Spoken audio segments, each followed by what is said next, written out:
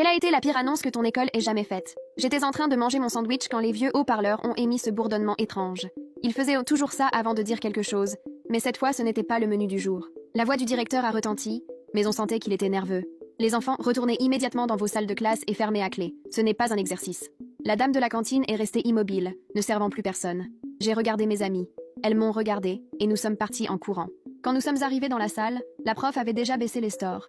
Elle a fermé la porte à clé et nous a demandé de regrouper les bureaux dans un coin, loin des fenêtres. Personne ne parlait, mais nous pensions toutes la même chose. Il y avait quelqu'un avec une arme. Peu après, on a entendu des sirènes, puis des cris. La prof essayait de nous calmer.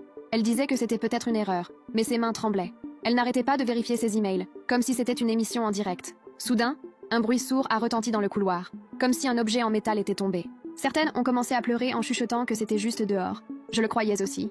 J'ai vu la prof, et pour la première fois, je l'ai vue pleurer.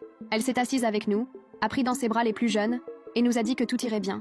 Mais ensuite, elle s'est relevée et est allée directement vers l'ordinateur portable. Quelque chose a changé parce qu'elle est devenue pâle. Elle m'a regardée et a demandé s'il y avait une Paula Ramirez dans la classe. Tout le monde me regardait comme si j'avais fait quelque chose de mal. Elle m'a demandé de m'approcher, et elle m'a chuchoté si j'avais quelque chose à moi dans la salle. Je lui ai dit seulement mon sac à dos. Elle m'a dit de le prendre et d'attendre près de la porte. Je ne comprenais rien, mais j'ai obéi. Au bout d'un moment, on a frappé, elle a ouvert. Un policier m'a dit de le suivre. Le couloir était rempli de policiers et de secouristes. Je pensais qu'ils allaient en m'arrêter.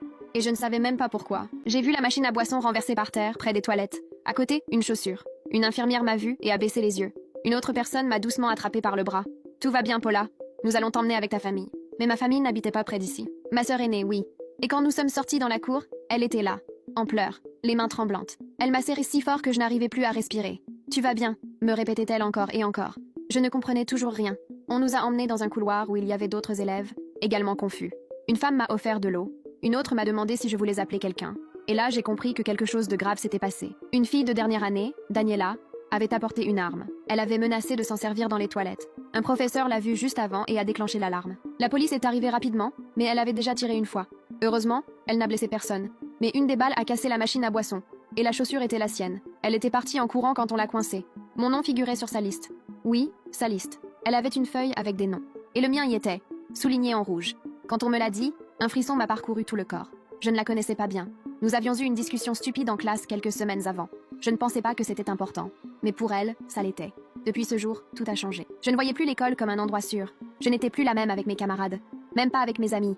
Je n'aurais jamais imaginé qu'être en train de manger un sandwich deviendrait le début d'un des jours les plus sombres de ma vie. Un jour qui revient encore dans mes rêves. Et qui parfois revient rien qu'en entendant un bourdonnement dans un haut-parleur. Comme celui-là.